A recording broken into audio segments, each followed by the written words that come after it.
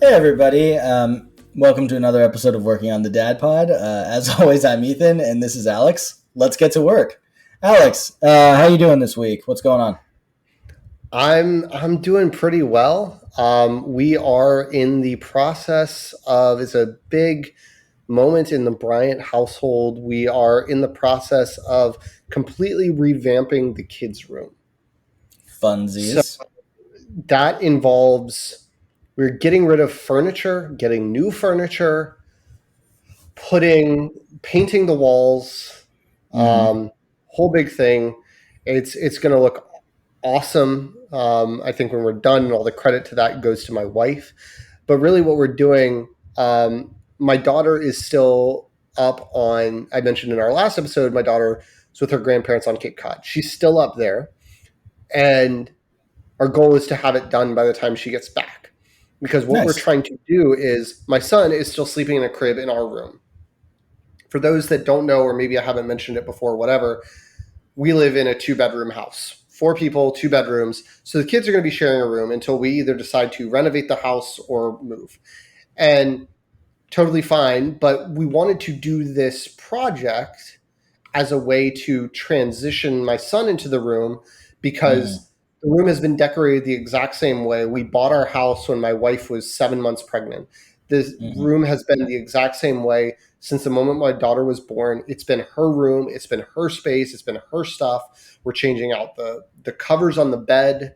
They're getting bunk beds, and changing the paint scheme and all sorts of stuff to make it not feel like her room anymore and a Mm-hmm. totally new space. So that psychologically, she doesn't feel like my son is coming and invading her room. We've been priming But her for a long time. oh yeah, Like we're he's not gonna not come like in blind.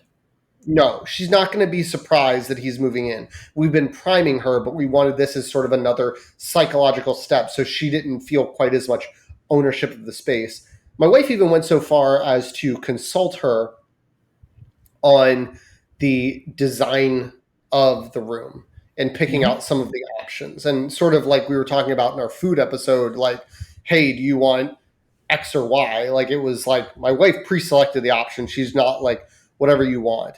Sure. But giving her some options so that she could feel part of the design of the redesign of her room. But yeah, it's going to be a shared space. So that is, I am dutifully letting my wife assemble some IKEA furniture while we record, as the good Nice. husband I Nice. am. Yeah. You know what? I just want to say, How are you? IKEA. I'm okay. IKEA is one of those things where there's always when building the furniture, someone's always got to be the alpha and the beta. You can't have two alphas and you can't have two betas, or else the project won't get built. So anytime we're building something, I fully assume the beta role. Honestly, it's just easier that way. My I assume the beta role simply because like we could like we used to I mentioned this, we used to live in New York City, and obviously when we didn't have kids Mhm. you could do things a lot later at night and like make Sure, noise and all sure. sorts of stuff. But like we got most of our furniture for our very first studio apartment up there from IKEA. And my wife is the type of person that she will buy something and like immediately, like it's like Christmas for her. She needs to open it, she needs to get Mhm. after it. She's like a kid getting a new set of Legos or something. It's Oh, like, no, I oh I know. gotta get into this. And so that's not the case. We're on a time crunch here, and I actually Sure. had to make her. We had the IKEA boxes sitting in our living room for a month, like stacked up Mm, behind some other furniture. I had to make her not do it because I'm like, this is not feasible. I had to make her not right. scratch at it, but she wants to do it. She's the one who's planned the design. I'm happy to help in Mhm. whatever way I can. I went to Home Depot earlier today, but I am Mhm. also well, yeah. Oh yeah, I no. My wife's 100% the alpha. Honestly, it's just better that way. I'm good at following directions. If she's like, and I'm good at like knowing when to step in. There's some things that I am just like better at. Sometimes that's like usually brute strength related.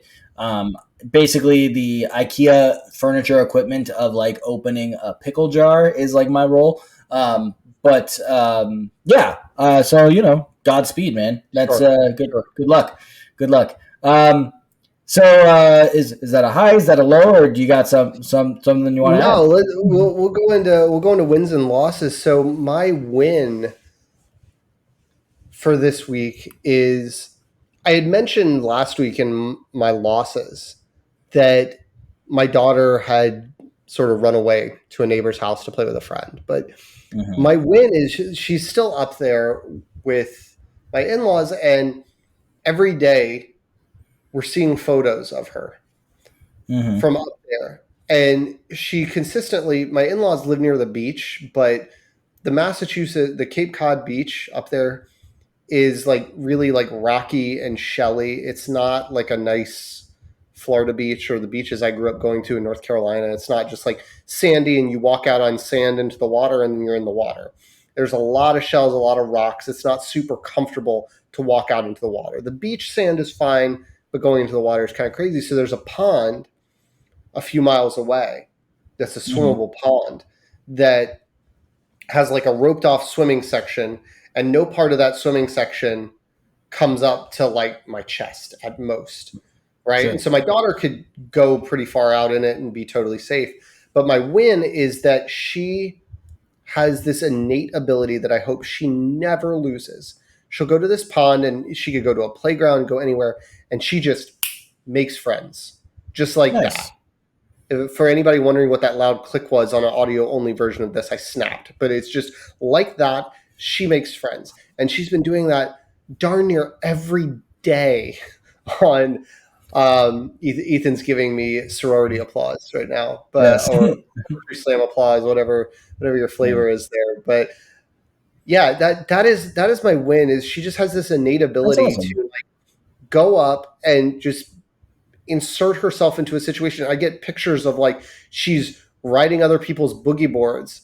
I have questions. The pond doesn't have waves, so I don't really know what the boogie boards Sure. are doing Sure. there. But she is, she's just like making friends left and right, and then we'll be like, but it's always the funny thing. And I don't know if your daughter does this when she makes new friends, but it's just like my daughter will play with this person for hours and hours and hours and like become so emotionally attached to them and then want to be dragged away. And like 9 times out of 10, I can say to her, if you tell me their name, you can stay. And I usually win that bet. And she's like, I forgot their name. That's really funny. So yeah, like, or she just never asked and they just played for hours. And I'm like, what, I think of like Ron Swanson, for those of you Hmm. who are Parks and Rec fans, talking about the best friend he ever had and like never knew the man's name and they never said a word to each other. Of like, they obviously say words, but my daughter just doesn't always learn names and is like, but she's my best friend. That's really funny. My older daughter, she's kind of like the perfect um, combination of my wife and I as a party guest, where like I am very much, I'll show up, I'll just start saying hi to people, I'll get right Start into it. dancing, ripping I pants. want to make sure that I am the party. My wife, on the other hand, she'll probably like chill back on the sideline if she doesn't know anybody. But our daughter is kind of like, she'll start off as my wife and end the party like me, where she like sits back, evaluates, and then she's like, "All right, this is my time now," and jumps right Yeah. in there, and it becomes her thing. So my win, and I want to. I want to say that we talked about second kidding a lot on the last episode. But my youngest daughter, she is, or I guess my youngest of two total children that I'm aware of, is 10 and a half months old. And she is like really becoming a person now. She is getting close to like fully balancing to like stand on her own. Like walking's right around the corner. She definitely has like things that for sure make her laugh, and it's just like you forget. when and you can sometimes miss it when you're chasing around a toddler. That what started off as like a little bag of bones because my second daughter was like very small and had like no meat on her bones and then became like a huge chunk. They Mm. go from this bag of bones to potato chunk to like human being, and sometimes you just got to step back and watch, and I've been doing that, and that's been really nice. That's been a win. That is um, awesome. My son started a potato chunk and mhm. has recently stopped being such a potato chunk. Yeah, But yeah. yeah, Both my girls are petite, but they definitely had potato chunk phase. My yeah, older daughter came out a potato chunk like your son. Um, yeah. My daughter was much smaller, but she had a brief potato chunk phase, but she is like 90th percentile for height and like 50th for weight.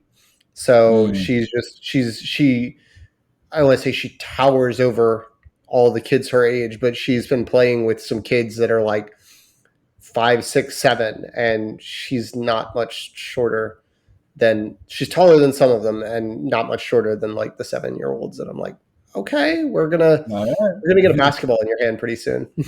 Do it. Love that. Um, well, you called dibs, man. Take our collective loss away.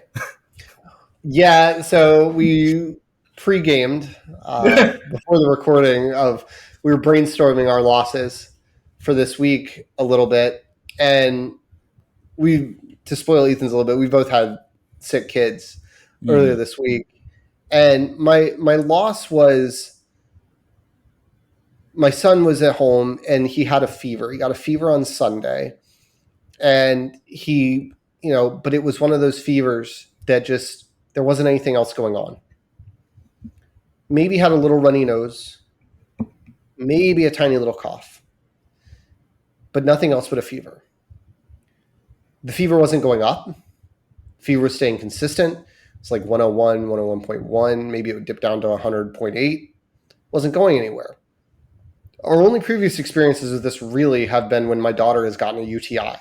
And those kind of fevers shoot up. And all of a sudden you're mm, in panic mode because you're like, oh my God, like we're at 102 and we're climbing and it's Saturday night at 10 o'clock and we're going to the ER.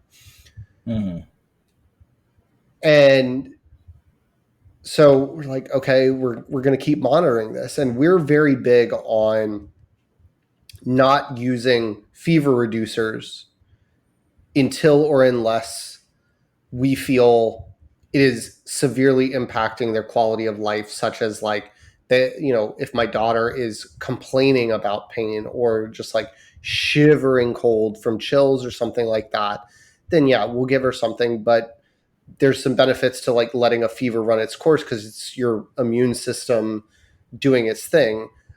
Usually it's for sleep. Like we'll give it to them at night so that they can sleep through the night, and because the sleep is the thing you need as much as anything to get over something.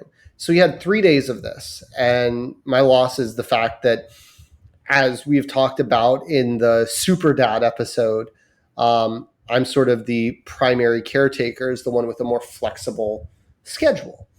And so it is something where my wife was slam packed with meetings and calls and all sorts of stuff Monday and Tuesday, and she couldn't do much to help. And he was feeling a little lethargic, and I'm like hanging out with him. We got a little extra screen time in, like animal documentaries, just something to like keep him from like screaming at me because he's also going in a phase of like, I want mom. I need to be in her arms. I want her all the time.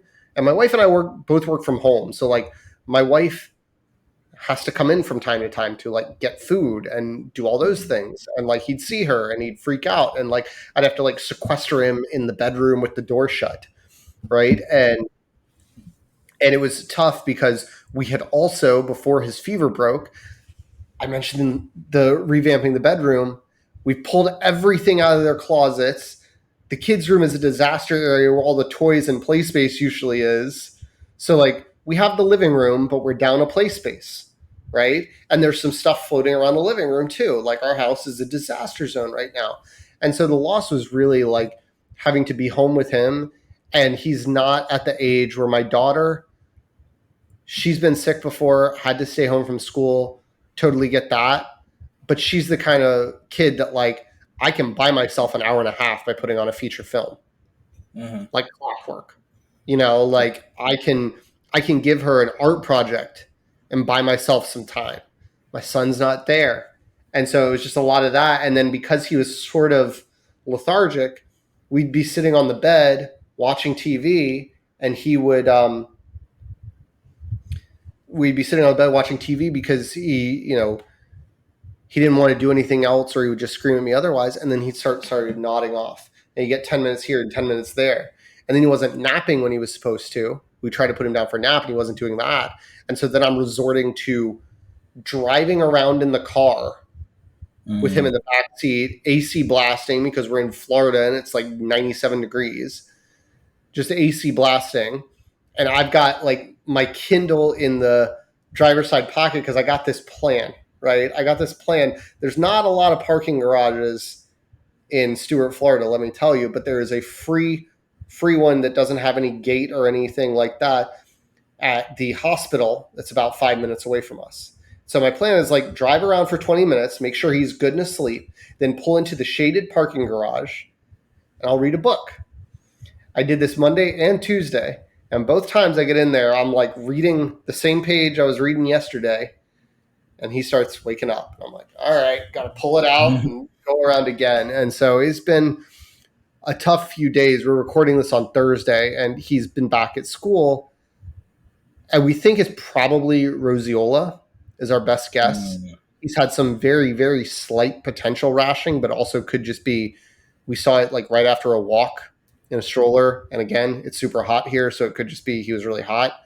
But we think that because like, that's our best guess at like what the unexplained fever could be, but it was never escalating in any way that we thought taking him to the doctor.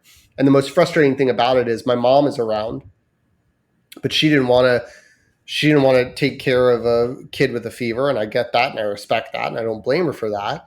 But the thing about roseola that's the most frustrating is specifically to that illness, by the time the fever breaks, like by the time they get a fever, they're not contagious anymore. Right. And so it's been been a frustrating couple of days, but you can't know that they have it until the rash appears. Right. So it's just like, yeah. What's your loss? Similar. So you mentioned today was a Thursday. My bad luck started actually the same. I mentioned on our last episode that my loss was getting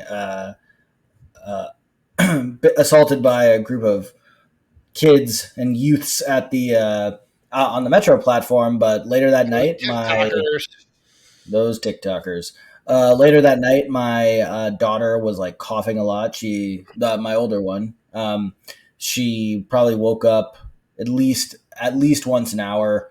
So I knew that on Thursday, she wasn't going to school. And that is always kind of just like annoying for me because if the little one is sick, I can wear her face towards me, drop off my kid. The older one, not really worry about much, but I can't take a sick, almost 4-year-old into the infant classroom. So I need somebody to either meet me at the bottom of the school or outside the school to take in the kid. Usually the director will do that, but I knew she was on vacation. So I was lucky that my neighbor could come over, watch the monitor as my older kid slept. Anyway, those logistics nobody cares about. Point is, around like 11:30, she started wheezing. So I was like, all right, pediatric urgent care opens at 12. That's a lot easier sometimes than just taking her to her normal pediatrician. It's like equidistant. So I took her there, and that doctor was like, she's like kind of presenting she's presenting asthma, and it's like, can you just present asthma? I was unaware. Apparently, asthma has a full PowerPoint setup. Yeah, yeah, right. Apparently, asthma is not so much it is a condition. It's a serious condition that people have, but like asthma can also just simply be like the reaction of your airways contracting, and like that occurrence is essentially asthma. without being like asthmatic. So Basically, it could be acute or chronic kind of thing. Like you correct. could have Yes, like asthmatic sporadic. attack and not be Yeah, asthmatic. asthmatic. Right. Okay. Yeah. So I think when we were kids, that was actually called reactive airway disease, or RAD for short. That's at least Not what very my rad at mom. all. Yeah, I know. Anyway, so she's given a like steroid to open her airwaves and albuterol through the nebulizer. We have a nebulizer at home, so we got a prescription for the albuterol. It was supposed to be 3 times a day for like 72 hours. Seems like things are going fine. And remember, so this was a Thursday, and then it's like Sunday. She's still like deep coughing. So I was like, you know what, we should probably take her to the pediatrician. So I got her an appointment for 3 o'clock on Monday. You go in with a deep cough and you come out with a walking pneumonia and a strep throat diagnosis. So that means because of the strep throat and needing the antibiotics, which in my daughter's case is azithromycin because she's allergic to amoxicillin, which is a real pain in general. And you're not even the one that has the strep. Yeah, right. And that's a story for another day. It's true. So that meant Tuesday she had to stay home. So like I had her all day Tuesday while trying to get work done, and I'm in a new job. So like, I'm really trying to get things going. So then Wednesday, because like it's 48 hours with strep, luckily my wife was able to take off, no problem. And Wednesday is the one day of the office I have to go in. So now we're at today, and she was back at school because you're no longer contagious, but she has a follow up tomorrow, and it's like I really just need the walking pneumonia to be gone because that like is a real pain. So anyway, that's tough. That's tough. I mean, we've talked about it in our daycare episode, especially about how frustrating it can be that we're still paying people to care for our child while they are homesick. I get that. It's the same. It works the exact same reverse way as an adult, that you get to take sick days and somebody pays you not to be there.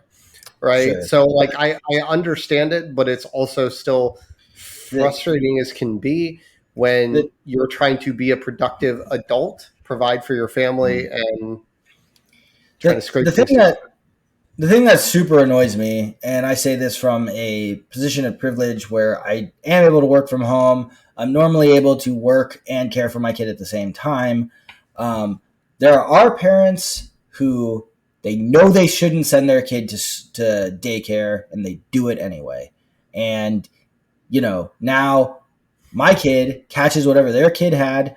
My kid is even more sick. I tend to usually get whatever my kid gets, the same way my dad always got what I got. It's like we're weak in my family. And you called yourself beta and weak in one episode. You are on a roll. I'm killing it right now. But it's super frustrating, and I'm sorry if this offends you as a listener, but like if your kid is sick and you send your kid to school and then my kid gets sick, I expect you to reimburse me for that expensive day of daycare that I was throwing down the drain. Because at least when I'm sick as an adult, like you mentioned, getting paid not to work, I have the wherewithal to be like, I'm not going to be the one to get everybody else sick. I'm not going to go to the office sick. Yeah, I think you preface it the right way. Like I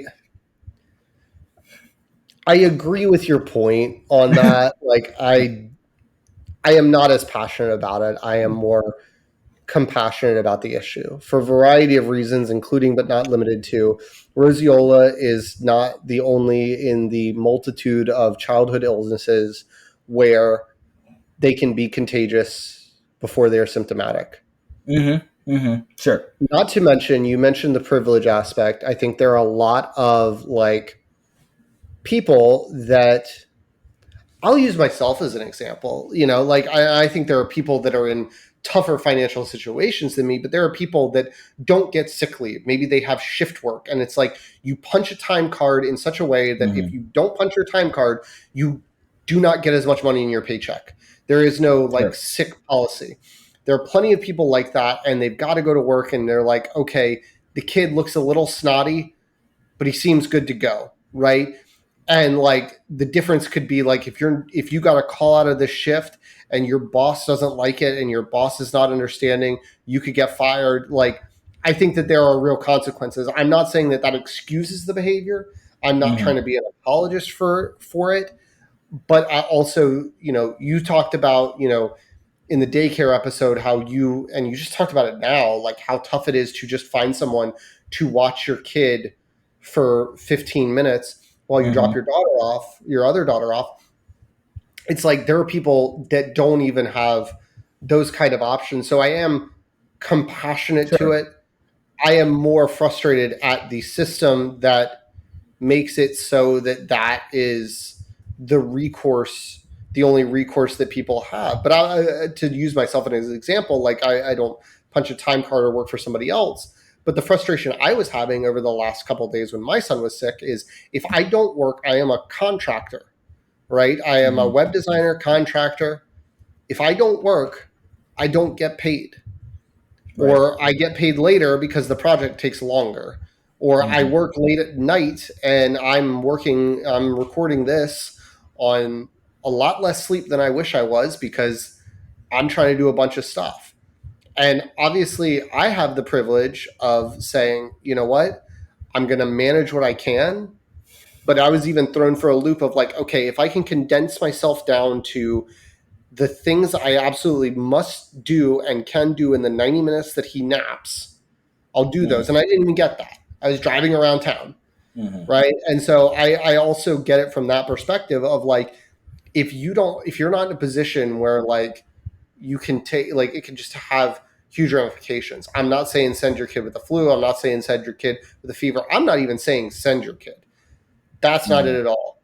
So I don't want people to misunderstand my point that I'm not endorsing of like, hey, wink, wink, nudge, nudge. Like, how bad is that fever really? Like, give them some ibuprofen, send them on, and let the school call you at 2:00 when the ibuprofen wears off. I'm not suggesting that. I am just compassionate for people that feel like they're stuck between a rock and a hard place.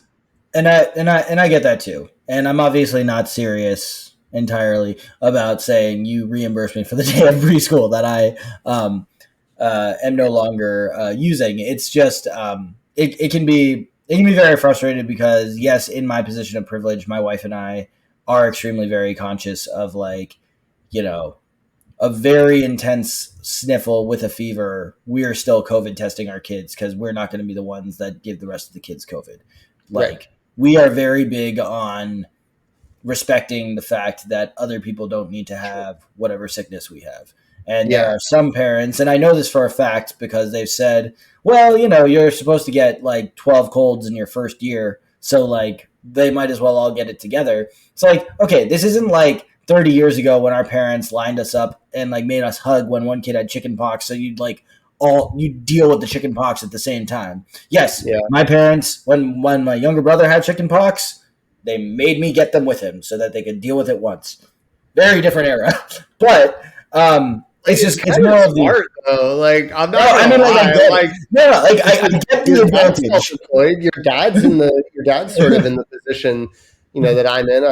He's not as much. Not when we had chicken pox, he wasn't. He was a company man when we had chicken pox. That was just all on my mom. It's just like it's a different philosophy, and regardless of whether or not I'm not denying the science of the pediatrician being like, your kid will get 12 colds in a year. Great. But like, I don't need like you, the other parent, the other family to be like the catalyst for saying, yeah, well, if my kid's sick, the rest of them might be too. That annoys the crap out of me because. Well, and we had our daughter's teachers message us during the school year, this past year, like not us specifically, messaged the whole class. We were not being called out. Because I didn't actually think we were guilty of it at the time. We had kept our daughter home when she was sick and all that kind of stuff. But send a message essentially like, please stop sending your kids with sniffles and coughs or we will never get out of this. Like during cold season.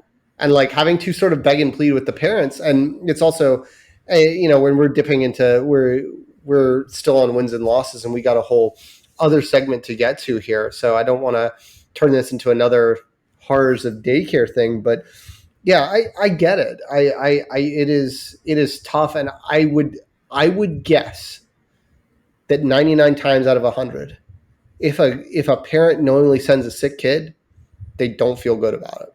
Like I don't think anybody's like, I pulled a fast one. I'd hope not. I'd like to think better of humanity. Hey dads, are you tired of the same evening routine? Dinner, maybe some playtime with toys that get left everywhere, brushing teeth, and then bed? Next time, pull out a Wongo puzzle and do something different that you and the kids will enjoy together. Wongo is the perfect balance of a good challenge without being so hard that you stop talking to each other and leave your family forever. Trust me, once you try Wongo, you'll never go back to a boring old jigsaw puzzle. They're 100% wooden puzzles. They'll last forever. Each piece is hand drawn, so no two pieces are the same, and you'll discover some fun whimsy pieces as you work through it. They come in a custom wooden box, which is perfect for storage and gifting. With stunning designs and unique shapes, Wongo puzzles are a cut above the rest. I'm partial to the animal designs like the sea tortoise and the elephant because my kids get excited about them even more. It was great to pull out a puzzle and be done in a night and not have it on the table for a week. Forget about it. Maybe get fruit pieces all over it or something like that. So, what are you waiting for? Go to wongopuzzles.com, pick your puzzle today, and be sure to use the promo code WOTDP to get 10% off your order. This is the most fun you've had with a puzzle guaranteed, or your money back. Go to WONGO puzzles.com and use the code WOTDP to get 10% off your order and get puzzling right now. Anyway, Fair enough. so the actual topic of today's episode at 30 minutes and 20 seconds in is we basically decided that the best way to describe it was a mini me, a tiny twin, a little helper, whatever. Anyway, our what I wanted to talk about, and this also kind of taps into mental health and in other ways, is my older daughter. She, aside from being a girl, is essentially a clone of me. And I knew this when my wife was in the second trimester, and she hated salt and vinegar chips, which are one of my favorite things.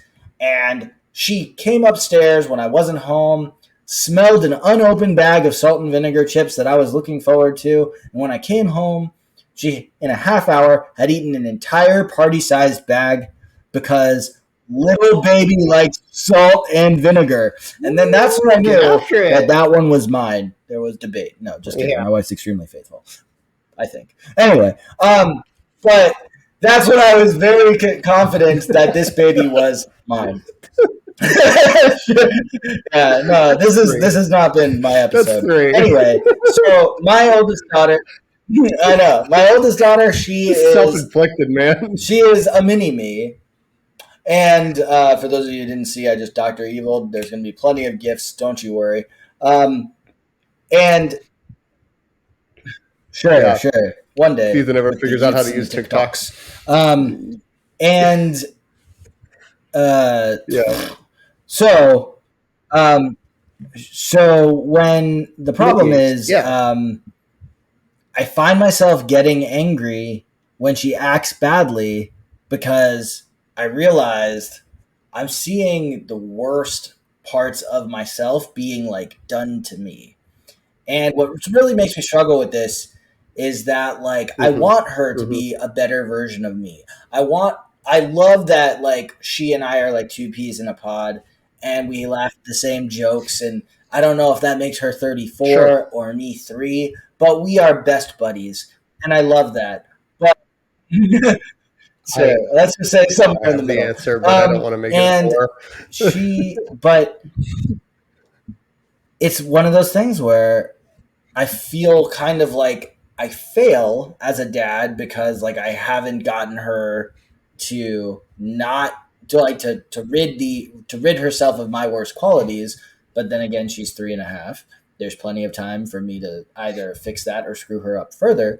But it's also a realization that I'm seeing the parts of myself I don't like, and that's just kind of like tough. And we talked a lot about mental self and mental health and working on ourselves in a previous episode titled "Mental Health: Working on Your Mental Health," but right. For those of you who didn't know what to search for, sorry.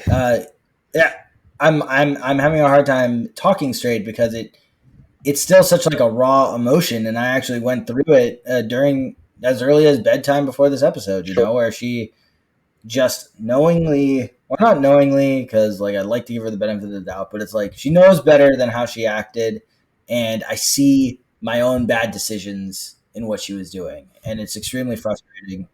Then I'm gonna keep it to you before I keep rambling. Sure. I hear it, right? I don't know that I feel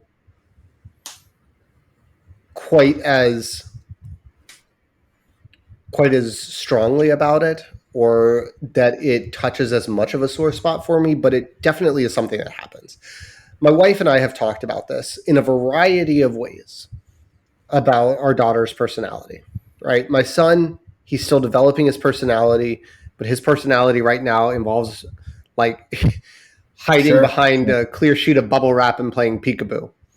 So like his personality is not robust and developed. But with my daughter, she's kind of a mix of us. But there are definitely times where it's just she and I. And I don't know if it's like personality or if it's just parroting my isms, if you will, for lack of a better term, my habits back at me. And it does really frustrate me where like I have tendencies sometimes where, let's say we've been having the same conversation for a very long time, and we've kind of been having one of those circular conversations that you can have with a toddler or a preschooler where you're explaining yourself as clearly, succinctly, and simply as possible. And they're standing their ground, but they're also not understanding what you're saying fully, like no matter how hard you try. And so they keep asking the same thing or showing the same frustration or arguing the same thing that is illogical. And there eventually gets to a point in that argument where I will lose my patience in such a way that I just like cut her off and I'll say, like, I'm done talking about this. I don't want to talk about it anymore. Something like that. Because it's usually not as important to me or any other adult as it is to a 4-year-old. I try to remind myself from time to time that my daughter, and definitely your daughter, do not have fully developed frontal lobes yet of their brain. It makes their emotional and rational decisions a lot harder. It makes emotional regulation a lot harder for them. But at the same time, when I'm trying to tell her something and I'm trying to give her an instruction of you need to clean up your room, you need to finish your dinner, you need to do XYZ, you need to wipe your own butt. I wipe my own ass. Like, I don't want to talk about it. I don't want to talk about it anymore. I'm like, I'm not just mad that you talk to me like that, even though like I am recognizing that you are parroting my actions. You're not using it correctly in context. I said one sentence to you and you're saying, I don't want to talk about it anymore. I'm like, we didn't start talking about it. This wasn't a conversation that we had for 10 minutes about why you're arguing with me about what my favorite unicorn type is. Like, I don't know. Like, this is not the same as you need to brush your teeth. Yeah. Like, come on. And so that is super frustrating to me. She has some of my wife's tendencies, but one of the areas that we actually talked about this, my wife and I talked about this, was in the realm of going back to our mental health episode. And I mentioned that I've been diagnosed with ADHD. Okay. That is something that can be hereditary. And so talked about the tendencies that my daughter sometimes shows that could potentially be signs of ADHD. I'm not trying to diagnose her. I don't wish the diagnosis upon her, but I'm cognizant of the fact that it could potentially be there. They don't test for this at 4 years old. But it's my brain hyper focusing on it, as I am wont to do, being neurodivergent, on this concept, even though I know logically and emotionally that they don't test them until 6 years old for a reason. But like those kinds of things where I'm like, oh man, I see so much of myself in her. I see her not wanting to do this and not wanting to doing this and doing this.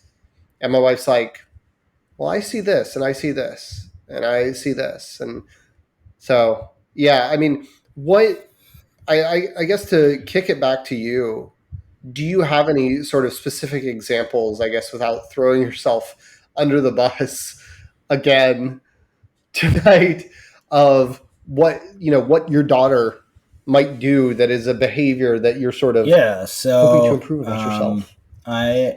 It has been brought to my attention in the past that I can be sometimes that I have been known to be a man of conviction, strongly so. Some might call that stubborn. I sometimes just call it. I don't know anybody that has ever asked for a refund on daycare from the other parents before, but sure. Yeah, right? So that's a flaw. Well, so sure. Some may say after listening to this episode, so she a lot of times. So I will tell her very calmly, no, like, we are doing this right now. You can do this after. She tends to overreact more to like wait than like a straight no, which is weird. And I never remember that in the moment. But anyway, I'll say like, can you wait a minute? And she will just go straight into like, this is why I'm right.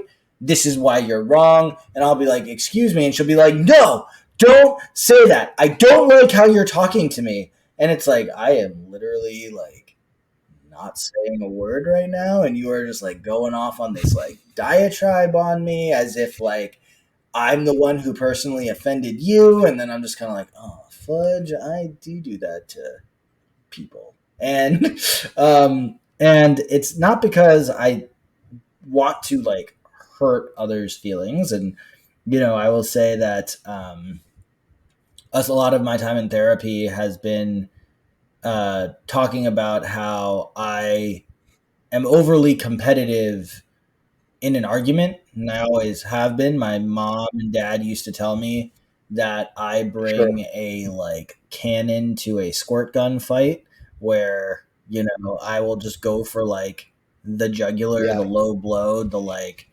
knockout punch in an argument. And you know, so sometimes my wife has this like will literally calm my daughter and I down the exact same way. She will like look and say like, you need to listen to your dad and you need to take a deep breath and calm down and stop talking to her like she's an adult. You are not talking to a mirror. You're talking to a child. And it's like very, it's humbling. And like actually one time she like separated us. Like we weren't like fighting, but we were like in each other's faces. And my wife separates us, sits us down. Yeah, no, obviously. We weren't throwing punches because she knows I could take her. And so she's like sits us both down, and she like just starts like lecturing us both. Not like in a bad lecture, but like clearly she was like in the right. And like she said, she's like, you know, when I started talking earlier tonight, you and her looked at each other and made the exact same face and rolled your eyes in the exact same direction. And we're just kind of like, what is with this woman? And it's like, it's really funny because I do love how much she is like me. And I do love how much fun we have together. Sure. To totally embarrass my wife. One time I was just like, hey, she's like, Daddy, mommy's pooping. And I was like, little girl, mommy goes poo. And every single time she'll just come up to me and be like, hey, Daddy, you and I go poop. And mommy goes poo. And she does the hand motion too. And it's been like that for like a month. And it drives my wife absolutely insane. Yeah. But it makes me laugh all the time because she and I are the same.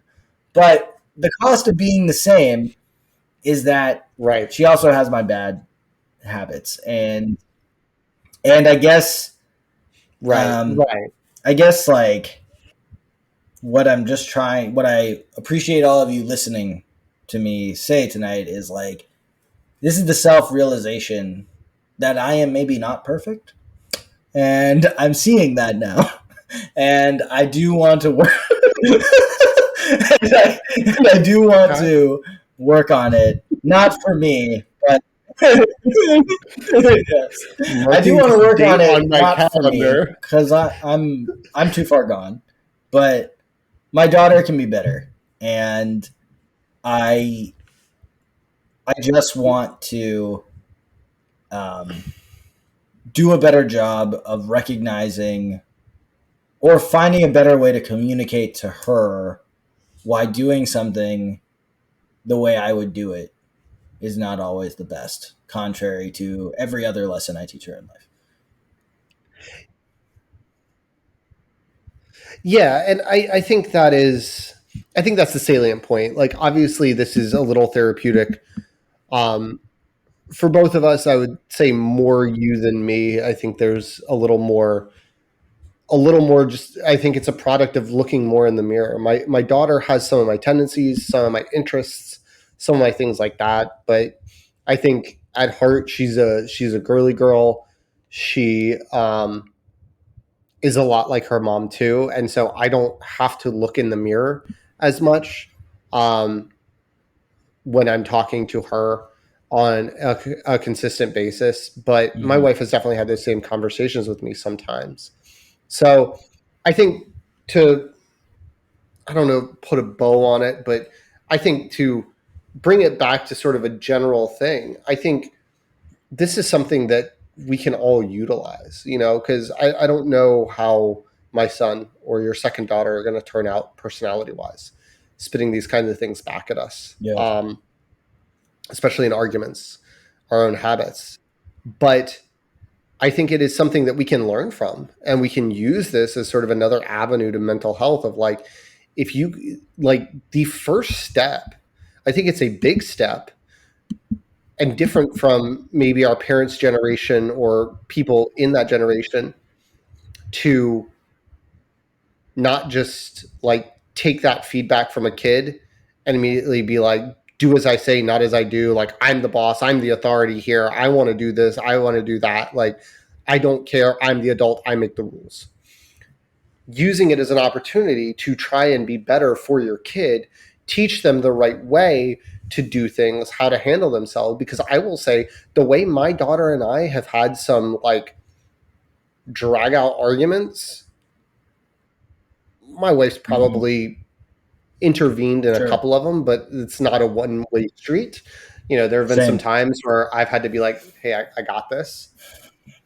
But, parents lose their cool, and I don't think that's what we're getting at. Like that, losing your cool is somehow a sign that your kid is just like you. But when they're spitting these back, having the insight to say, I need to do better, is a huge step forward.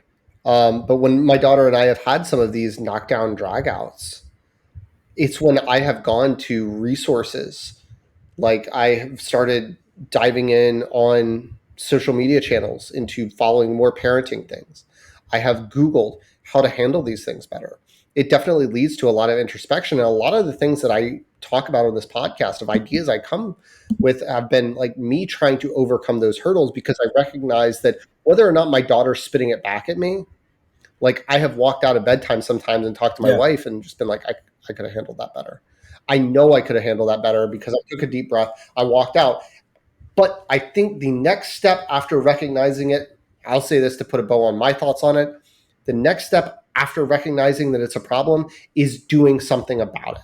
Go find some resources, Google the problem. There are a million blogs, social media accounts, influencers, you name it out there, that like somebody is dealing with the same thing you are. Maybe it's us in what is now, I think, episode 9.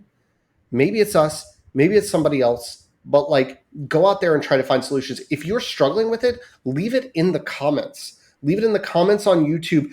DM us. The DMs are open. If you're struggling with it, we can bring it up on an episode, because we may have just not covered that topic before, and maybe we have a way to handle it, or maybe we know somebody who could be a good resource. But I think that's the next step past this, is like recognizing the faults, but then actually doing something to change it for yourself, whether it's going to therapy or changing for your kids and changing how you parent. I think it's very well said, Alex. And sure. Yeah, so one thing that I'm going to be working on, parentheses, the dad pod, is just taking a step back, thinking about the actions I'm taking, the words I'm using, and how can I model better behavior for Ethan 2.0 and her sister, of course. Sorry, I second kidded again. Screw. Sure. Yeah. Second kid again. Like I don't parent. They have a saying that like no two kids have the same parents, as in like you don't parent your kids the same way. And I'm like, there are things and ways I handle stuff with my daughter that I'm like, I'm never going to do that to my son. And like, I just do things differently. So I'm sorry to my first kid for being the rough draft on all at my least, parents. I mean, I'm only 35, but at least I can say my daughter will turn out okay. Yeah.